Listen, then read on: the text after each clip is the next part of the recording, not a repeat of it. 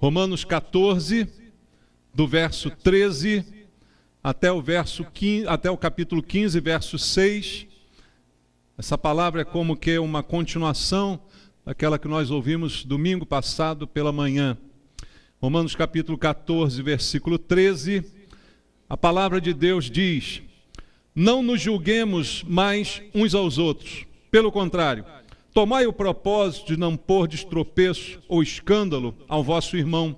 Eu sei e estou persuadido no Senhor Jesus de que nenhuma coisa é de si mesmo impura, salvo para aquele que assim a considera. Para esse é impura. Se por causa de comida o teu irmão se entristece, já não andas segundo o amor fraternal. Por causa da tua comida, não faças perecer aquele a favor de quem Cristo morreu. Não seja, pois, vituperado o vosso bem, porque o reino de Deus não é comida nem bebida, mas justiça e paz e alegria no Espírito Santo. Aquele que deste modo serve a Cristo é agradável a Deus e aprovado pelos homens. Assim, pois, seguimos as coisas da paz e também as da edificação de uns para com os outros. Não destruas a obra de Deus por causa da comida. Todas as coisas, na verdade, são limpas, mas é mal para o homem o comer com escândalo. É bom não comer carne, nem beber vinho, nem fazer qualquer outra coisa com que teu irmão venha a tropeçar, ou se ofender, ou se enfraquecer. A fé que tens, tem-na para ti mesmo, perante Deus. Bem-aventurado é aquele que não se condena naquilo que aprova. Mas aquele que tem dúvidas é condenado se comer, porque o que faz não provém de fé, e tudo que não provém de fé é pecado. Ora, nós que somos fortes, devemos suportar as debilidades dos fracos, e não agradar-nos a nós mesmos. Portanto, cada um de nós agrade ao próximo no que é bom para edificação, porque também Cristo não se agradou a si mesmo. Antes, como está escrito, as injúrias dos que te ultrajavam caíram sobre mim. Pois tudo quanto outrora foi escrito, para o nosso ensino foi escrito, a fim de que pela paciência e pela consolação das Escrituras tenhamos esperança. Ora, o Deus da paciência e da consolação vos conceda o mesmo sentir de uns para com os outros, segundo Cristo Jesus, para que concordantemente e a uma voz glorifiqueis ao Deus e Pai de nosso Senhor Jesus Cristo. Amém. Oremos. Senhor, que estamos diante da Tua palavra mais uma vez, Pai, com nosso coração desejoso de ouvir a voz do Senhor nesse lugar. Nosso desejo aqui não é ouvir homens com doutrinas humanas, nem filosofias deste mundo, nem historinhas, mas a Tua palavra, meu Deus, palavra que procede da Tua boca, alimento para o nosso espírito, palavra que traz fé, que alimenta o nosso espírito e nos traz direção para a mudança da nossa vida. Meu Deus, que a Tua palavra essa manhã produza mudanças, que nós não venhamos apenas a ouvi-la, mas principalmente a praticar aquilo que vamos ouvir. É o que eu te peço, entregando a minha vida ao Senhor e agora clamando pela unção do Teu Espírito, para que eu seja capaz de ministrar a Tua palavra de acordo com a Tua vontade. É isso que te peço em oração com os irmãos, em nome de Jesus. Amém. Podem sentar. Amados, nós vimos no domingo passado como deve ser o relacionamento entre os irmãos. Falava eu domingo passado que Paulo qualificava os irmãos na igreja como fracos e fortes. E fazendo essa afirmação, ele distinguia um grupo do outro em relação à sua vida com Cristo, ao tempo que tinham de experiência com Cristo, às coisas que faziam ou deixavam de fazer, e isso diferenciava o fraco do forte. Foi como nós vimos no domingo passado. Se você não teve a oportunidade, ouça a palavra pela internet. E entre aqueles que ele considerava fracos, estavam os judeus que foram convertidos e que ainda estavam presos aos costumes judaicos. Chegaram à igreja, mas ainda estavam ali, ainda apegados aos costumes da antiga religião. Hoje também podemos considerar os fracos como aqueles que chegam à igreja, se convertem de verdade, mas durante muito tempo foram doutrinados, foram ensinados com dogmas, com cerimônias, e ficam ainda receosos de abandonar estas coisas, porque ainda estão impressas em seu coração de uma maneira muito contundente. E aos fortes, Paulo dizia que eles eram os gentios que viviam a liberdade do Evangelho. Pessoas que não eram judeus, que se converteram e que entendiam o Evangelho sem a ótica do judaísmo, sem as cerimônias do judaísmo. Por isso viviam uma liberdade mais plena que o Evangelho lhes proporcionava. Assim Paulo dividiu os dois grupos. E nesta continuação do texto que nós lemos aqui, o apóstolo Paulo continua a sua argumentação a favor de um bom relacionamento entre os irmãos, independente se eles são fortes ou se são fracos.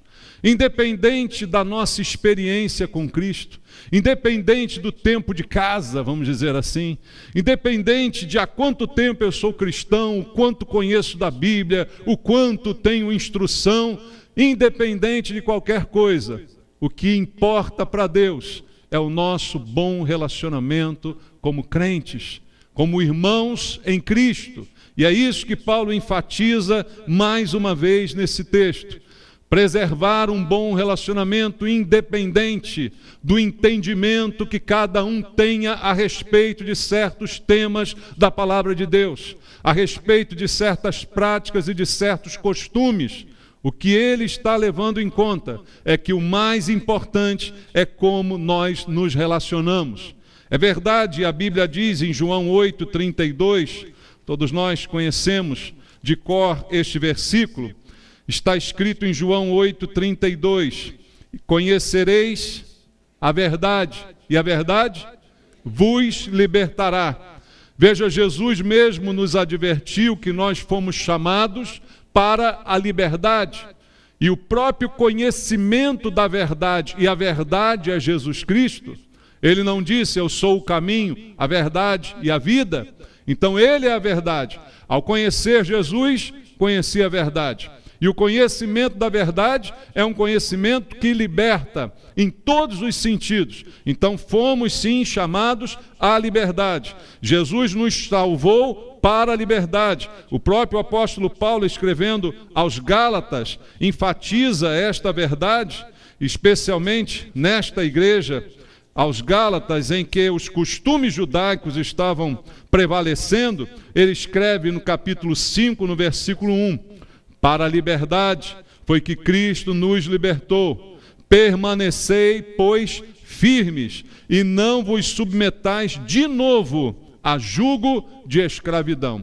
Ele diz que um cristão foi chamado à liberdade, porque a verdade o libertou, e ele não pode se submeter novamente a qualquer jugo, a qualquer peso sobre a sua vida que o leve novamente à escravidão. Seja esse peso de um pecado, ou seja esse peso de um sistema religioso. Quando Jesus disse aquela linda chamada que ele faz em Mateus 11:28, dizendo, vinde a mim os que estáis cansados e sobrecarregados, e eu vos aliviarei, e ele fala para que as pessoas tomem o jugo dele. Quando Jesus fala disso, ele está falando do peso que aquele sistema religioso trazia sobre as pessoas. Era um jugo que pesava sobre elas. Era um jugo de obedecer certas normas e mandamentos que apenas traziam peso sobre aquelas pessoas. Então ele disse, venham a mim, o meu fardo é leve, o meu jugo é suave. Venha, aprenda de mim, sou manso e humilde de coração, você vai achar descanso para a sua alma. Então era disso que a palavra de Deus falava. E a Bíblia também diz em Romanos, no capítulo 8, no versículo 1 e 2, uma outra verdade bíblica importante. Paulo afirma, agora, pois, já nenhuma condenação há para os que estão em Cristo Jesus, porque a lei do Espírito da vida em Cristo Jesus te livrou da lei do pecado e da morte. Então, sabemos todos que fomos salvos, chamados para a liberdade, livres do pecado e da morte, livres da escravidão. É isso que a Bíblia está afirmando em todos esses versículos. Mas, apesar disso, a nossa liberdade, ela tem limites. Você sabia disso? Somos livres, mas ser livre não significa ser sem limites. Liberdade não é ausência de limites. Mesmo em Cristo, nós temos limites. Temos pontos que não podemos ultrapassar. Temos barreiras que não podemos suplantar porque foram ali colocadas por Deus para a nossa proteção. Limites são para a nossa proteção. Você que tem filhos pequenos, você dá limites aos seus filhos? Ou eles podem fazer o que eles quiserem? Espero que não. Espero que eles tenham limites. E você cria esses limites para protegê-los, ou não? Você não pode botar o dedo na tomada, você não pode pular da janela, você não pode morder o gato. Você fala isso para ele ou não fala? Então, você coloca limites no seu filho. E isso é para o bem deles, para a proteção deles. E nós também temos limites. A Bíblia diz em 1 Coríntios, capítulo 8, versículo número 1. Veja o que Paulo diz aqui. No que se refere às coisas sacrificadas a ídolos, reconhecemos que todos somos senhores do saber. O saber ensoberbece, mas o amor edifica. Veja o que ele está nos dizendo. O conhecimento deve servir para a nossa edificação e não para a nossa soberba, para que a gente fique inflado, para que a gente fique cheio de si. Eu conheço tanto, eu sei tanto a respeito da Bíblia, conheço tanto a respeito de teologia, que eu estou acima de todos os irmãos, que eu me considero em posição privilegiada em relação aos demais. A Bíblia diz que não, eu não devo agir dessa forma, pelo contrário, o meu conhecimento deve servir para edificação. Então veja, liberdade tem limites, o nosso conhecimento que nos torna fortes, como Paulo definiu, sabendo que temos liberdades em Cristo, não pode servir para que a gente perca a orientação de Deus e fazer da nossa liberdade, do nosso conhecimento, apenas um motivo de soberba, achando que eu sou mais e melhor do que os outros que eu considero fracos, por ainda estarem presos a algum tipo de cerimônia, algum tipo de tradição. Então, o limite da liberdade, irmãos, é o amor no corpo de Cristo. Nós temos liberdade, mas a minha liberdade não pode me fazer ferir você. Está entendendo isso? A sua liberdade não pode fazer você ser um instrumento para causar ferida no seu irmão. E, infelizmente, isso é algo que corriqueiramente acontece nas igrejas. Por liberdade, nós acabamos ferindo o sentimento de outros irmãos. Usamos da nossa liberdade para ferir. E a Bíblia diz, o conhecimento, por si só, vai ensoberbecer. Mas se ele for bem usado, ele será usado para a edificação dos outros. E não para cutucar os outros. O meu conhecimento não serve para que eu viva cutucando as pessoas no mau sentido. Entende? Para que eu viva ali espetando as pessoas, provocando as pessoas. Muito pelo contrário, o limite da minha liberdade é o amor cristão. Essa é uma mensagem que Deus está nos passando essa manhã. Então, no corpo de Cristo, apesar de nós termos funções diferentes, nós todos temos os mesmos direitos de pertencimento a este corpo. Se eu encaro a igreja como o corpo de Cristo, como a Bíblia diz que ela é, e eu sou membro desse corpo, não importa a posição que eu tenha nele, não importa a relevância que eu tenha no corpo, eu tenho o mesmo direito de pertencimento do que todos os demais. Pensa no seu corpo. O apóstolo Paulo fez a analogia com o corpo humano, e ele mostra que o dedo mindinho é tão ou mais ou quanto importante quanto qualquer outro órgão do corpo. Embora eu não dependa dele para viver, mas ele tem o mesmo direito de pertencimento. Ele pertence a esse corpo, e eu não quero destacá-lo, eu não quero descartá-lo. Entende isso? Então, esse é o nosso direito de pertencimento. Nós somos iguais por causa do senso comum que há entre nós, o pertencimento a um mesmo corpo, o corpo de Cristo. E esse é o nosso limite, o limite da nossa liberdade. Paulo nos orienta nesse texto como devemos proceder para mantermos a unidade, mantermos a comunhão, apesar das diferenças de maturidade, de força. Como ele disse, existem fracos e existem fortes, mas apesar disto, os fracos e os fortes fazem parte do mesmo corpo, têm o mesmo direito de pertencimento. Então, como viver em comunhão, como respeitar essas diferenças e como superar todas elas com o amor para nos tornar cada vez mais unidos no Senhor.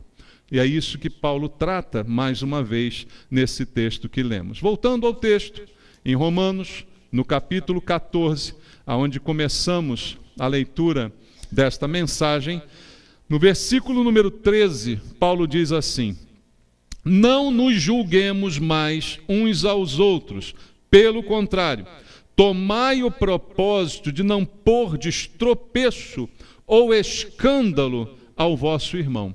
Ele recomenda que o julgamento entre nós, das nossas ações, preferências, opiniões, como foi dito no domingo passado, se resuma a um nível aceitável para que a gente não coloque tropeço na vida do outro. O que é colocar tropeço? Você já brincou assim quando era criança? A pessoa vai passando, você bota o pé num das pernas, que ela tropeça com a outra e cai. Ninguém fez isso aqui, né? Ninguém aqui foi criança má, né? Então a gente brinca com isso. Colocar tropeço na vida de alguém é fazer alguém tropeçar. É colocar na frente de alguém um obstáculo para que a pessoa tropece e caia. Então o nosso julgamento, às vezes, faz com que alguém tropece. Faz com que alguém caia por causa daquele julgamento. Induz alguém ao erro. Então eu tenho inteligência, eu tenho conhecimento. O meu conhecimento deve servir para edificar o meu irmão. Edificar quer dizer manter de pé. Edificar quer dizer levantar. E não para derrubar. Não para colocar tropeço para que ele caia. Não para induzi-lo ao erro. De repente eu quero induzi-lo ao erro só para ele ver como eu estava certo. De repente eu quero fazê-lo errar para que ele reconheça a minha posição. E Paulo está dizendo, não é dessa forma. Não vamos fazer isso, é o que ele está aqui nos orientando. Veja, o julgamento de comportamento é algo que ele diz não deve acontecer. Verso 1 do capítulo 14.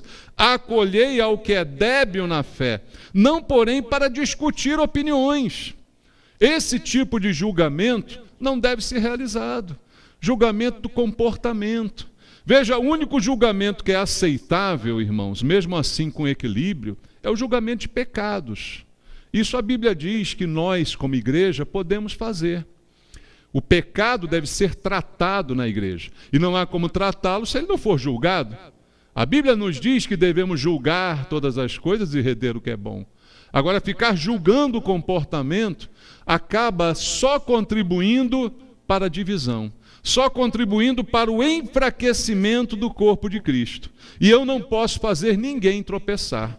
Jesus nos deu um alerta em Mateus capítulo 18, versículo 6 até o versículo 9, que é um alerta para todos nós, para a igreja de uma maneira geral. Mateus 18, 6 ao 9. Qualquer, porém, que fizer tropeçar um destes pequeninos, o que esses pequeninos fazem? Creem em mim. Quem crê em Jesus é o quê? Crente, cristão, como eu e você. Qualquer um que fizer tropeçar um pequeno, um fraco, que crê em mim, melhor lhe fora que se lhe pendurasse ao pescoço uma grande pedra de moinho e fosse afogado na profundeza do mar. Ai do mundo por causa dos escândalos, porque é inevitável que venham escândalos, mas ai do homem pelo qual vem o escândalo. Portanto, se a tua mão ou teu pé te faz tropeçar, corta-o e lança fora de ti. Melhor entrares na vida manco ou aleijado do que tendo 2 mãos ou 2 pés, sereis lançado no fogo eterno. Se um dos teus olhos te faz tropeçar, arranca-o e lança-o fora de ti. Melhor entrares na vida com um só dos teus olhos do que, tendo 2, seres lançado no inferno de fogo. Quando Jesus disse isso aqui, algumas pessoas acham que ele estava falando só de crianças. Não, ele não estava falando de crianças. Os pequeninos que creem nele são qualquer um que chega à fé, que ainda está na fase da imaturidade, que ainda está no início da sua caminhada. Aqueles que Paulo qualifica aqui em Romanos como fracos, que chegaram, mas ainda tem alguns costumes do passado, ainda tem algumas coisas que estão ali arraigadas no seu pensamento, e nós, com nossa inteligência, com nossa experiência, com nossa força, podemos fazer tropeçar alguém que ainda está nessa posição. E Jesus disse, olha, era melhor você sumir, era melhor você morrer afogado no mar do que fazer tropeçar um pequenino que crê em mim. É inevitável os escândalos, mas os escândalos nunca serão aprovados por Deus. Embora inevitáveis, eles nunca serão apoiados por Deus. Nós não fomos chamados para causar escândalo a ninguém, é o que diz a Bíblia Sagrada. Então, induzir ao erro, com julgamentos, causando escândalo, derrubando o pequeno que quer se levantar. Veja, ninguém vai ser pequeno para sempre, né, irmãos? A tendência é crescer, a tendência é melhorar. A nossa fé é de que as pessoas vão crescer, vão melhorar, e aquele que faz algo hoje, de repente amanhã não vai mais fazer, mas não é com o meu julgamento que ele vai deixar de fazer. Talvez o meu julgamento só sirva para entristecer, só sirva para segregar, e a segregação não é apoiada por Deus. Crê nisso? Não é apoiada por Deus. E Paulo diz ainda no texto em Romanos capítulo 14, alguma coisa muito importante, no verso 14 e no verso 20. Olha, eu sei e estou persuadido no Senhor Jesus de que nenhuma coisa é de si mesma impura, salvo para aquele que assim a considera. Para esse é impura. E no verso 20, ele diz, não destruas a obra de Deus por causa da comida. Todas as coisas, na verdade, são limpas, mas é mal para o homem o comer com escândalo. Entendendo o que Paulo está dizendo aqui, todas as coisas são puras para o puro e impuras para aqueles que assim a considera. Aí alguém poderia, de má intenção, estender esse versículo. Quer dizer, se eu acho puro pornografia, então pornografia foi purificada. É isso que Deus está dizendo aqui? Não. Tem um contexto nessa palavra. O contexto começa lá atrás, no capítulo 14, que a gente começou no domingo passado. O contexto da pureza, da impureza, está se referindo ao trato alimentar, que foi a primeira questão levantada por Paulo. O judeu, com suas tradições, tinha que se abster de comer determinados alimentos. E o cristão não precisa se abster de nenhum alimento. Citei para você domingo passado, quando Deus quis mandar Pedro à casa de Cornélio, para que ele ali pregasse para aquela família e eles se convertessem, ainda havia no coração de Pedro uma resistência aos gentios, achando que a salvação, a bênção, o Espírito Santo era só para os judeus. Então, para Deus mostrar isso para ele, o que Deus fez? Deu uma visão a Pedro, um lençol desceu do céu, cheio de animais que o judeu considerava impuros. E Deus disse a ele, mata e come. E ele disse, não, eu sou judeu, não posso fazer isso. Você lembra disso no domingo passado? Mas o que Deus quis dizer isso a ele? Que ele considerou puras todas as coisas. E Deus fala, não considere impuro aquilo que Deus purificou. Então Deus estava liberando ali para o cristão qualquer tipo de alimento, irmãos. Deus santificou qualquer coisa que a gente coma que seja santificada. Agora, como li ainda há pouco aqui, aquilo que foi dedicado aos ídolos, não devo comer, por uma questão do conhecimento que tenho sobre aquilo, mas mesmo assim quiser eu posso abençoar e comer, porque a bênção quebra qualquer maldição. Mas eu preciso pensar nas consequências que esse ato pode trazer, não para mim, mas para os outros. Então Paulo está dizendo, olha, para aquele que considera puro, tudo é puro. Se eu acho que uma galinha ao molho pardo é pura, eu vou comer e vou estar pura aquela galinha ao molho pardo. Não há essa restrição alimentar para o cristão. Então eu preciso entender que a minha liberdade em Cristo chega ao ponto de eu crer que qualquer coisa purificada assim fica. Mas se eu acho impuro aquilo ali, se eu comer, estarei então comendo algo que eu acho, que eu penso ser impuro. Então Paulo diz aqui no verso 20, não destruas a obra de Deus por causa da comida. Todas as coisas, na verdade, são limpas, mas é mal para o homem o comer com escândalo. O que é comer com escândalo? Quando eu recebo algo com ações de graça, oro, abençoo, aquilo é puro e eu como, e não me faz mal, porque foi purificado e abençoado. Então, como posso comer algo purificado e abençoado com escândalo? É muito simples. Eu sei que, de repente, há pessoas aqui que se escandalizam se me verem comendo uma galinha ao molho pardo. Porque para ela, na sua tradição, no seu pensamento, no seu entendimento, ela acha que a galinha, como é cozida no seu sangue, não pode ser comida por um cristão. Então eu não vou comer na frente dela para mostrar, não faz mal nenhum, que sangue gostoso. Isso é comer com escândalo. Deu para entender na minha encenação aqui? A minha maneira teatral de falar? Comer com escândalo é comer dessa forma. É comer para provocar os outros. Eu falei domingo passado, aquele que veio da igreja católica e que na sexta-feira santa não consegue comer carne, porque ele não entende que isso não é um problema. Para ele aquilo é um problema, para mim não é. Eu posso tranquilamente comer, eu abençoo e como, mas para ele é ruim. E eu sei disso, eu conheço aquele irmão. Aí eu digo, hoje eu vou acabar com essa frescura desse irmão. Vou chamar ele para almoçar aqui em casa e vou servir um churrasco, daquele bem sangrando. Isso é comer com escândalo. Não me influencia em nada comer aquele churrasco na sexta-feira santa. Mas para aquele irmão, aquilo é ofensivo ainda para o nível de entendimento que ele tem. E a maneira de eu fazê-lo entender não é provocando ele, não é cutucando ele. Você está entendendo? Não é instigando que eu vou fazê-lo entender. Eu vou fazê-lo entender de outras maneiras, com o tempo. Isso não é prioritário. Isso não é questão de vida ou morte. Se ele come ou não carne na sexta-feira santa, não vai levá-lo nem tirá-lo do céu. Entende isso? Então, comer com escândalo é comer para escandalizar. É fazer alguma coisa só para afirmar a sua liberdade. Eu posso. Mas eu acho isso escandaloso. Mas eu posso, eu faço. E faço na frente de quem eu quiser. Isso é causar escândalo. E a Bíblia diz, ai daquele por quem vem o escândalo. Então, de repente, eu fazendo algo lícito, eu fazendo algo que não há nenhum mal em si, mas existe um mal aparente. E a Bíblia diz que eu tenho que fugir do mal e da aparência do mal. Entende isso, queridos? Então Paulo está dando essa dica para nós aqui, para que eu não escandalize com a minha comida alguém que não come do mesmo jeito que eu. Não escandalizar aquela pessoa é mais importante do que afirmar a minha liberdade. Não escandalizar o outro, entende isso? É mais importante do que eu afirmar a minha liberdade em Cristo. Eu preciso me privar de certas liberdades. E a minha força, por isso Paulo me considera forte.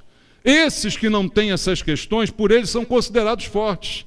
A minha força não está em exercer essa liberdade, mas está em me privar dela em prol do outro. Entende isso?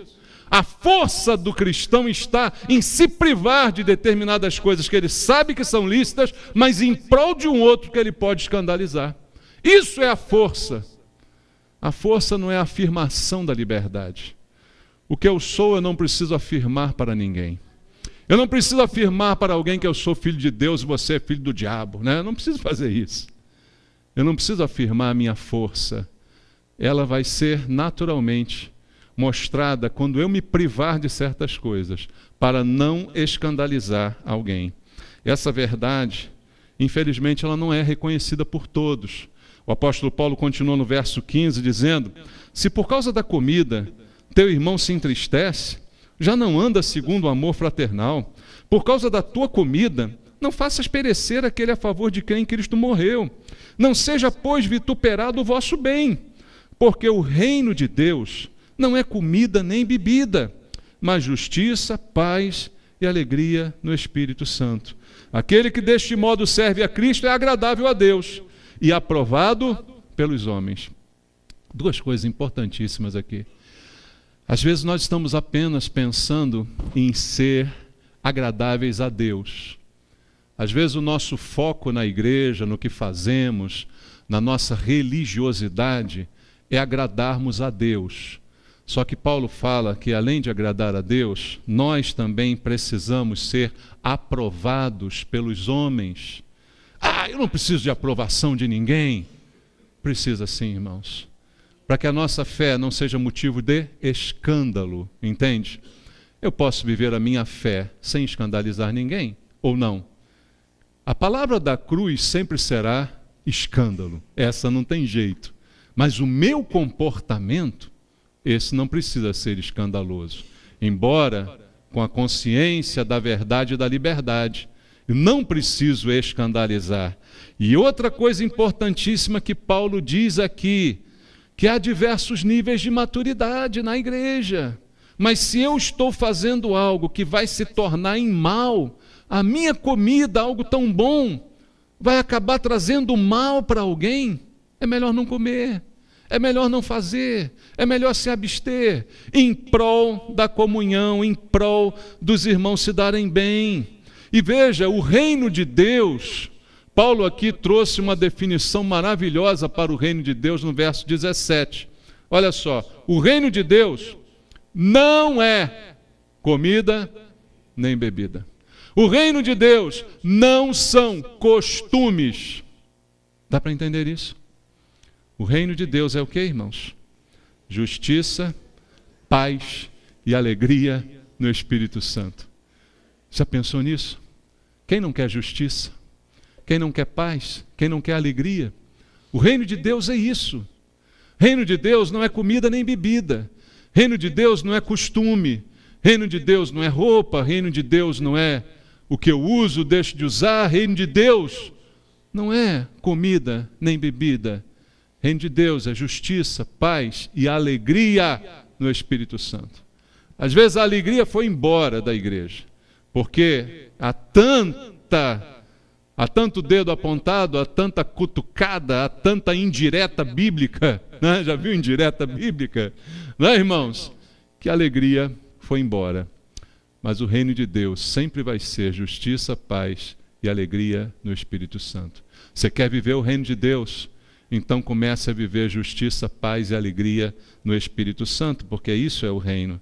E o dever de cada um de nós é lutar por isso.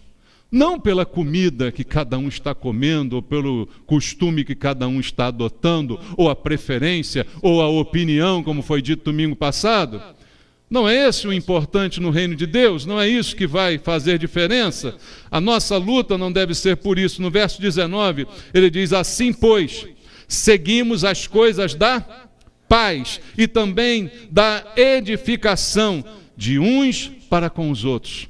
Ou seja, o que me importa na igreja não é controlar a vida dos irmãos, mas é viver em paz com os irmãos e ver cada um sendo edificado, cada um crescendo.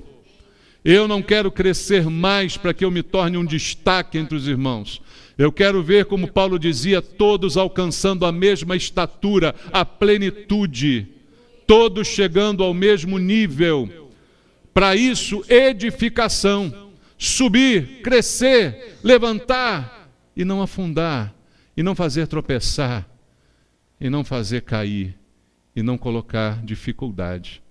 Essa é a luta da igreja, e é isso que Paulo está nos dizendo. No versículo 21 e 22 ele diz: é bom não comer carne, nem beber vinho, nem fazer qualquer outra coisa com que teu irmão venha a tropeçar, ou se ofender, ou se enfraquecer. A fé que tens, tem-na para ti mesmo, perante Deus. Bem-aventurado é aquele que não se condena naquilo que aprova. Entendeu isso? De maneira tão simples, Paulo disse isso tudo. Abrir mão de determinados comportamentos em prol da unidade. E a quem ele está pedindo isso? Ao fraco ou ao forte?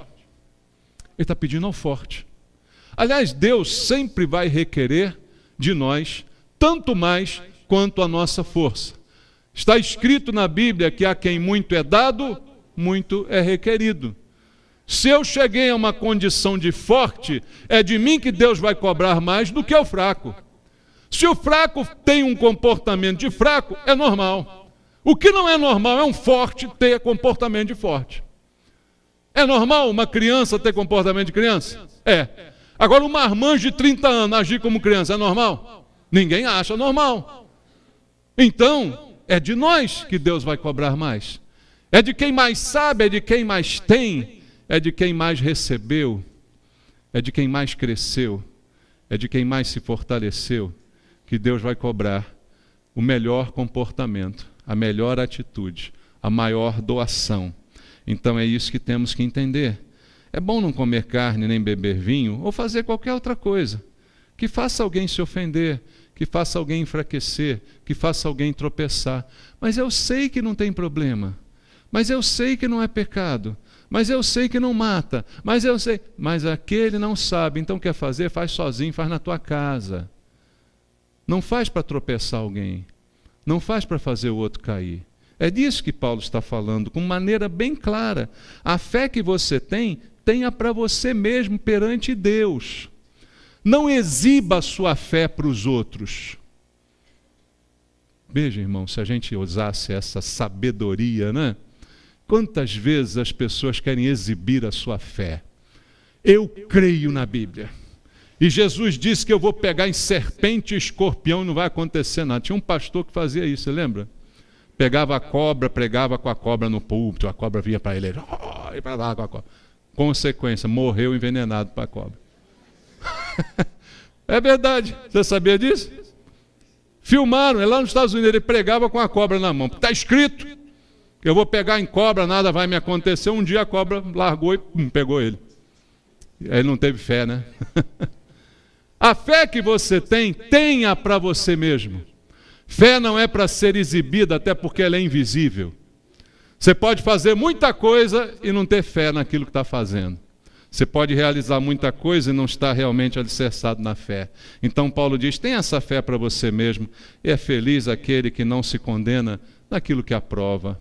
Mas faça isso longe dos olhos de quem você pode escandalizar com algum comportamento que possa realmente escandalizar alguém. E aí ele diz no verso 23, mas aquele que tem dúvida é condenado se comer, porque o que faz não provém de fé, e tudo que não provém de fé é pecado. Assim Paulo encerra o capítulo 14. Mas ainda no capítulo 15, ele deixa alguns textos para a nossa reflexão. No versículo 1 e 2 ele diz, ora, nós que somos fortes, está prestando atenção nisso? Nós os fortes, devemos suportar as debilidades dos fracos e não agradar-nos a nós mesmos. Portanto, cada um de nós agrade ao próximo no que é bom para edificação. É dos fortes que cabe isso. É aos fortes, é dos fortes que Deus cobra. Veja mais, verso 3. Porque também Cristo não se agradou a si mesmo. Antes, como está escrito, as injúrias dos que te ultrajavam caíram sobre mim. Cristo tinha todo o poder. Cristo tinha toda a autoridade. Mas ele se restringiu para que o propósito de Deus fosse cumprido na sua vida. Eu tenho toda a liberdade, mas eu voluntariamente restringo a minha liberdade para não escandalizar você. Eu restringo a minha liberdade para não fazer tropeçar um pequenino. Em qualquer coisa que a gente faça, isso precisa ser adotado como princípio. E para que tudo isso? Versículo 4. Pois tudo quanto outrora foi escrito para o nosso ensino foi escrito, a fim de que pela paciência e pela consolação das Escrituras tenhamos esperança. Ora, o Deus da paciência e da consolação vos conceda o mesmo sentir de uns para com os outros, segundo Cristo Jesus, para que, concordantemente e a uma voz, glorifiquem ao Deus e Pai de nosso Senhor Jesus Cristo. Esperança, amor e unidade. É para isso que ele nos aconselha, para que a gente viva isso dentro da igreja. Amém? Deus nos abençoe. Vamos orar? Nós vamos agora preparar o nosso coração para a ceia do Senhor. Todos que são cristãos estão convidados a participar. Mas antes, refletir, orar e falar com Deus. Senhor Jesus, Pai, nós ouvimos a Tua palavra. Se nos achamos fortes em alguma área, é de nós que o Senhor cobra mais, Pai. É o nosso comportamento que deve ser exemplar. É o nosso comportamento que deve ser restringido em prol daquele que é mais fraco. Até a nossa liberdade pode ser restringida para não escandalizar alguém. Ajuda-nos, Senhor, a viver nessa unidade.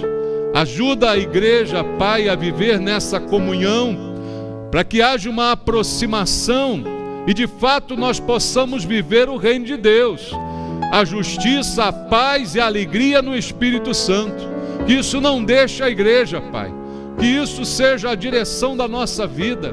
Que o nosso comportamento seja governado pela Tua palavra. Mas que o Senhor trate individualmente com cada um de nós.